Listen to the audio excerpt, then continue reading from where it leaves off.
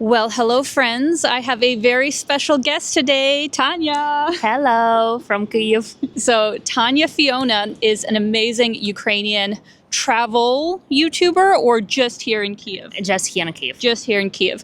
And she has been doing on the ground work showing what exactly is happening. She also collaborates with different news organizations like Wall Street Journal, NBC, any others? It was my full-time job in 2022, 2023, when I didn't do my YouTube channel at all because I was busy. And when a lot of media left Ukraine because the news articles of Ukraine are not in the first in the newspapers and TV, I decided to take my camera and kind of continue sharing the news updates from my country, what is going on here. Yes. So she's actually going to be showing us around the city today, as well as answering a question that I get quite a bit, which is why Ukrainians choose to stay here during the war. What would you say is kind of the first main reason of why many Ukrainians are here today? Simple. We love our country. It's our home. And before, I have not think about what is like moving to another country. Maybe it's easier. Lots of people moving and leaving. But when it's you forced to leave because the enemy came and bombed your houses, your home, your school, and it's other story of leaving. No one wants to leave their home that they imagine. You work for 20 years, or your family saved the money to buy the place, worked, have a credits to the renovation. It's your place where you born. Here's your friends, like everything, and then you have to leave. Elderly and older generation, let's say generation of my parents, many of them don't speak English, and for younger it's more easier, we like more flexible, we can go. But for elders, they don't want to leave at all, and for them it's very stressful to change the work plus their language and this and that. Well, that's exactly it. Like, it's not so easy. Even if Ukrainians can get refugee status abroad, like,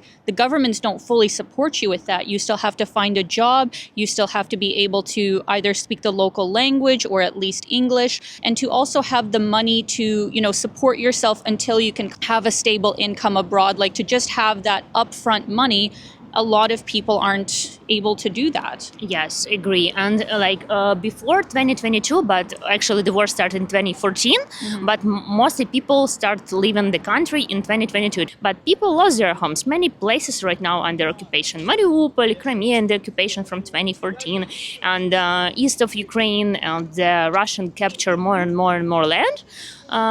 It's a different story, different scenario. And lastly, of course, we can't forget about the fact that there is martial law here in Ukraine, where from the beginning of the war, it was men 18 to 60 that could not leave the country. But Tanya was just telling me that recently, just a few months ago, they actually slightly changed the rules, right? Yes, our president decided to let men from 18 till 22 crossing the border, which a lot of people pack and leave. And what I see, the university and restaurants looking for the new staff and students. And also some men came and visit their family for the first time from 2022 because they studied abroad or so, and because of this law, they were not able to come to Ukraine, come and leave, so cross the border. So yeah, from the very beginning, it was from 8 until 60, and now it's from 22. So those are just some examples of, why people currently choose to stay here in Ukraine. Of course, there are many other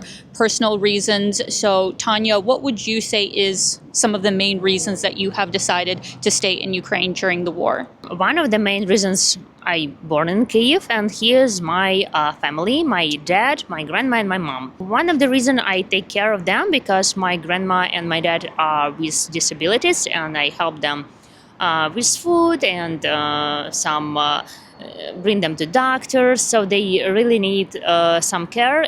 But the main reason I really love my hometown, because for me That's great. You can afford different hobbies. It's great. Kyiv is cozy. You can walk. You can drive. You can get different appointments. You can get good doctors. You can. It's like very like you need a doctor. Convenient. Yes, yes. Very You can get the convenient. appointment for tomorrow. You don't need to wait like 1 month. And I don't know. It's my that's my home. I can organize whatever I want to. I feel free here. Let's say. Now, as far as actual numbers of how many Ukrainians are currently abroad, how many have refugee status, in the beginning of this year, it was registered as 6.9 million. Now, of course, there could be more that don't currently have that status, but that is the figure that I could find online. On top of that, though, it is important to add the internally displaced refugees, the Ukrainians who lived in or around the front lines, the more eastern front of the country, and that number is at 3.7 million. So if you add those two numbers together,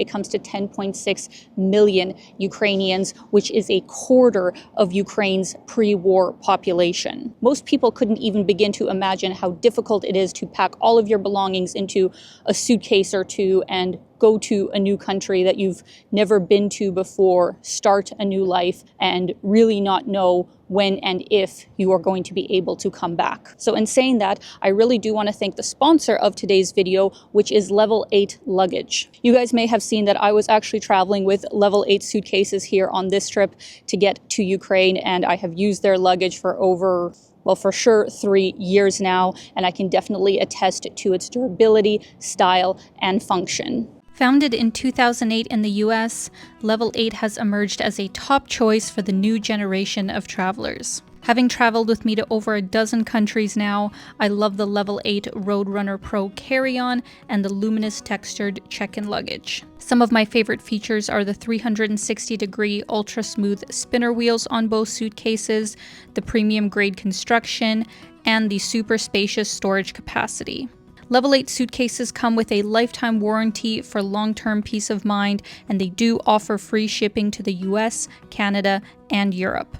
And for the month of November, Level 8 is actually having a special Black Friday sale from November 1st to the 30th, where you can get 20% off all of their amazing luggage. So to check that out, make sure you click the link in my description, and if you're shopping after the sale, you can also use my discount code of Mcleod10 to get 10% off.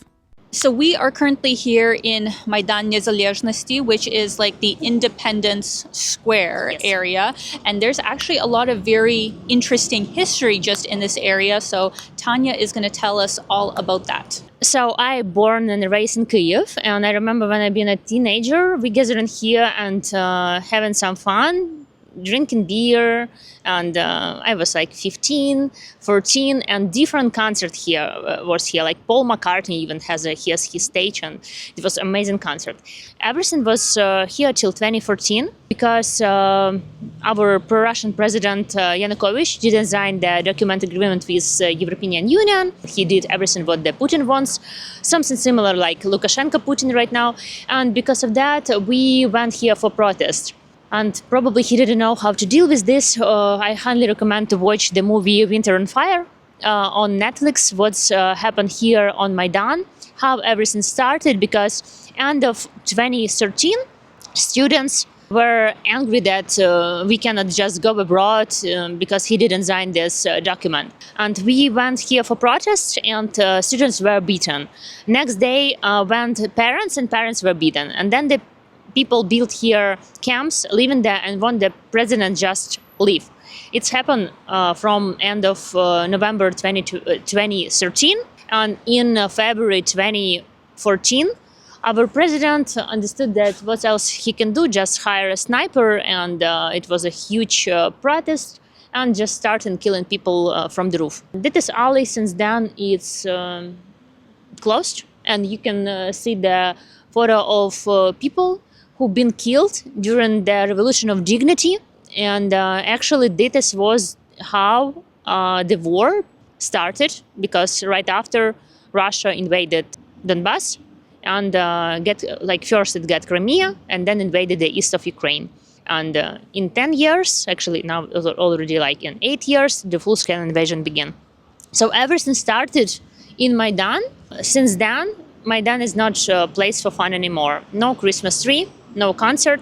just memory of those who been killed and died for being free. And I remember even before the full-scale invasion, 2021, right here, I'm sharing some photos. One of my nice photos. It was a field for flowers, tulips in May. And I had no idea, just 1 year later, it wouldn't be any more place for tulips. It will be the flags of our fallen soldiers, because the idea of this graveyard, if you know someone who'd been killed during the war, put the flag with the name here.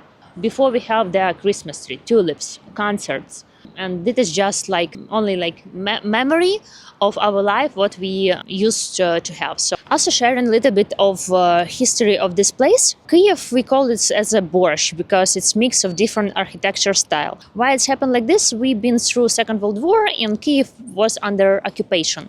And Khreshchatyk was bombed. After the war, Stalin, with architect Vlasov, rebuilt all the street, and you can see the huge buildings, communistic styles, to showing the people very small. Interesting fact about that: this hotel Ukraine here on Maidan has the amazing view of Maidan and Khreshchatyk. Has unfinished roof. I always tell this to the visitors of Kyiv. And why it has unfinished roof? Because Stalin died, didn't have time to finish this construction, and next leader Khrushchev decided not to busy with that. So we have this hotel with this roof, because if not, it will be looking something like this, maybe his style, let's say. And in Maidan, we have Stella. It was built in 2001 for our 10th anniversary of independence of Ukraine. Ukraine become independence 24th of August 1991. So it's the important to speak about my country, and we always been fighting for our independence and freedom, let's say, in this way.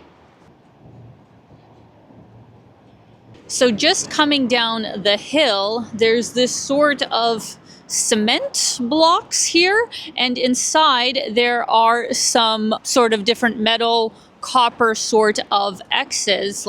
Tanya, do you know kind of the story behind what this is? Yes, it's our hedgehogs. We use them from the Second World War. We got this from museum. And I remember here in 2022, when the full-scale invasion started, it was in the center a lot of block posts. So these guys were here. It was one of the block posts going from there to Maidan.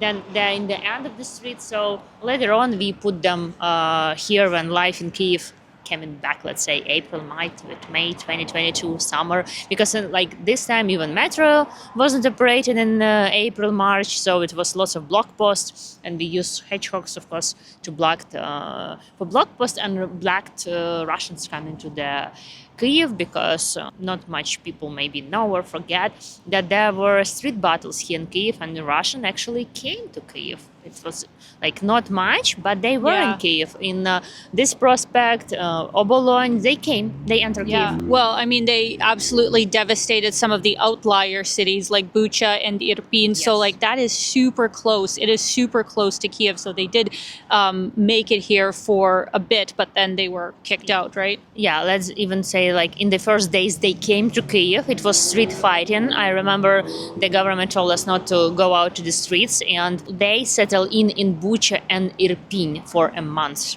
And it was brutality that they did there. But yeah, in the very beginning, they managed to go through with tanks here and get lost in Obolon, in prospects there. So.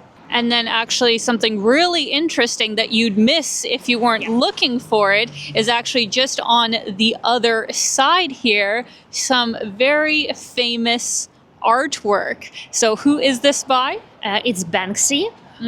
He's traveling around the world and doing art.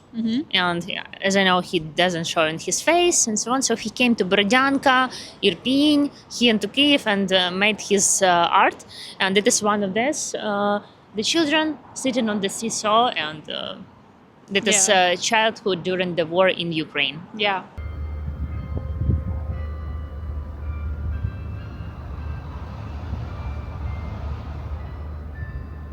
So friends, we just arrived to one of my favorite places in the city. But Tanya, can you tell us where we are and what this area is known for? Yeah, this area is known for Andrew's descent. Usually officially, it's Andrew's ascent. if I pronounce correctly when you go down. Because long time ago, there are elites and people who has money living on the hill, and poor people living down the hill near the river Dnieper, and they carrying the food up. So it was the Andrew's upside. So now it's Andrew's descent, because usually people walking down, and we have here Andrew's church, and as you notice, this like not church for praying. There's no bells or anything. It's a legend story about how Russian empress wanted to marry a Ukrainian man, nobleman, and they built this church for wedding. Architecture is Bartolomeus Valley. Very nice, beautiful view, and like historical center. Andrew's Church, if you go there, it's Saint Sophia Church, and there is I can see the bell tower, the golden domes of Michael's Monastery. So like cool corner. I love this area. Lots of restaurants, souvenir shop, markets.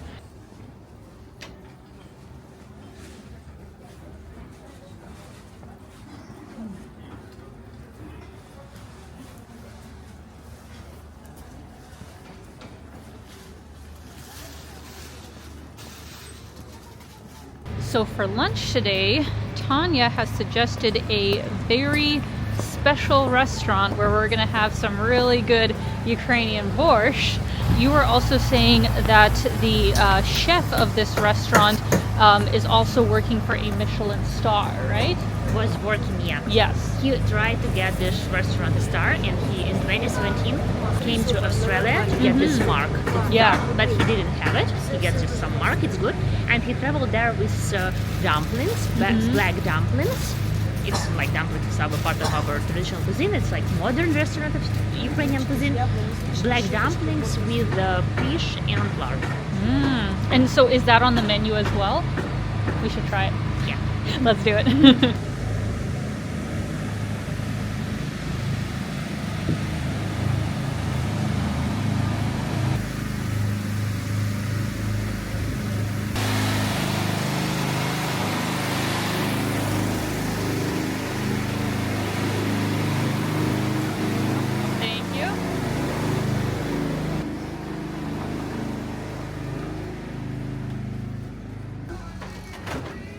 You know, they have like different rooms here.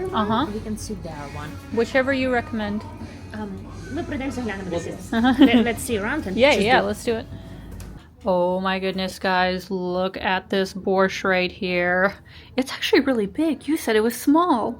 Yeah, it was small. I don't know. No, it's big.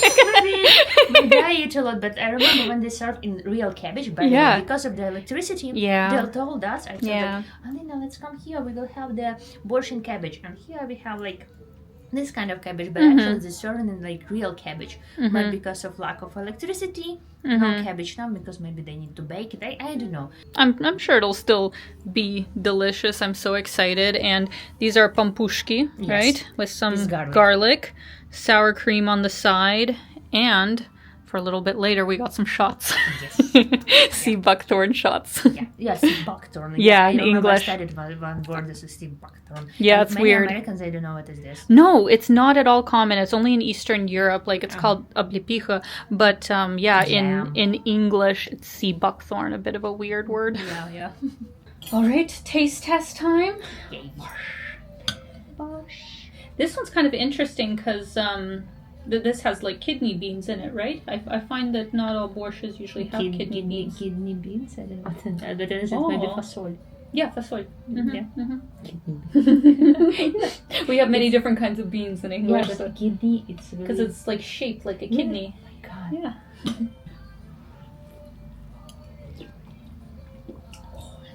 That's nice. Yeah, you know, I look in this soup and understand we will sure have a lot of things in our teeth after.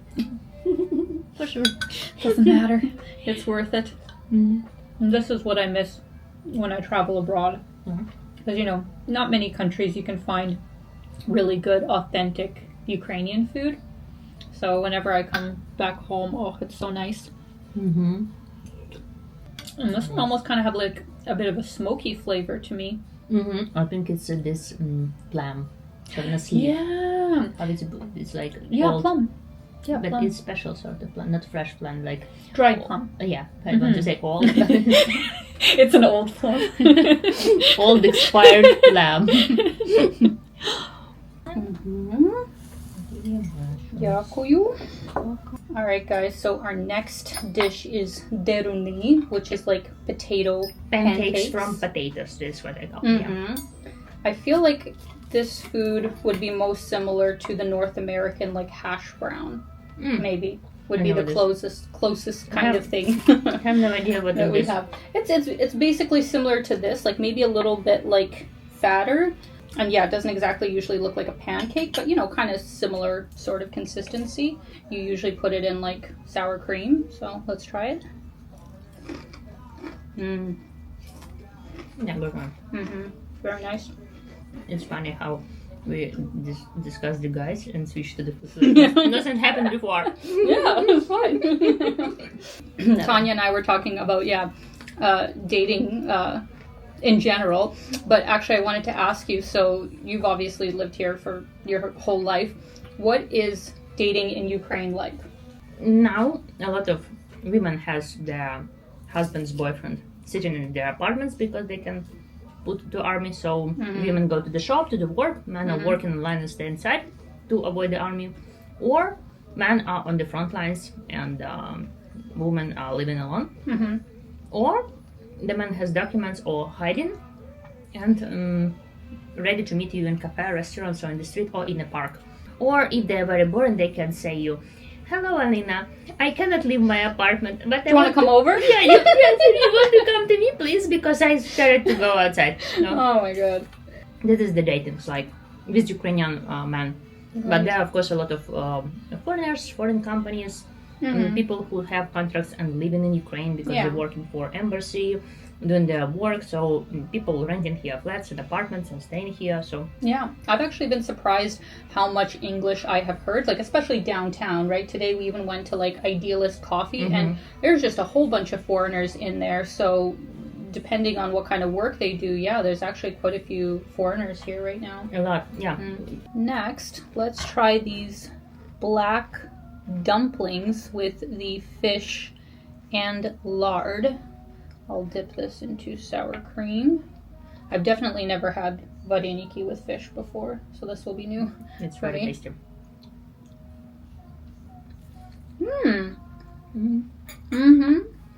Very good. But my question is, why is it black? I guess this is with ink of Like octopus maybe or something like that. Not sure. All right, our mains have arrived, which look absolutely amazing. I got the beef cheeks with kind of eggplant puree. I'm excited to give that a try. Tanya, what did you get here? Some kind of steak, or what is this? Yeah, Ukrainian steak ribeye. It's a little bit not so soft as American Ukrainian meat, so I'm going to try and check it. And I was saying, look at how they did the butter. Yeah. That is so unique. Extra spoon. That's so cool. Overall, great place, guys. Would definitely recommend checking it out. What a fantastic day. Tanya, thank you so much for showing us around. I had such a great time. And of course, I will link Tanya's channel down below. Definitely check it out if you are looking for real-time news updates, what's happening here in Ukraine, learning about Ukrainian culture, and anything else you want to add, Tanya? About news and what is going on in Ukraine under attack. I'm doing most about news, recent situation. So yeah, follow, please, and subscribe. So I hope you guys enjoyed the video. Let me know your thoughts in the comments. And as always, keep being your own kind of beautiful. Bye, guys. Bye-bye.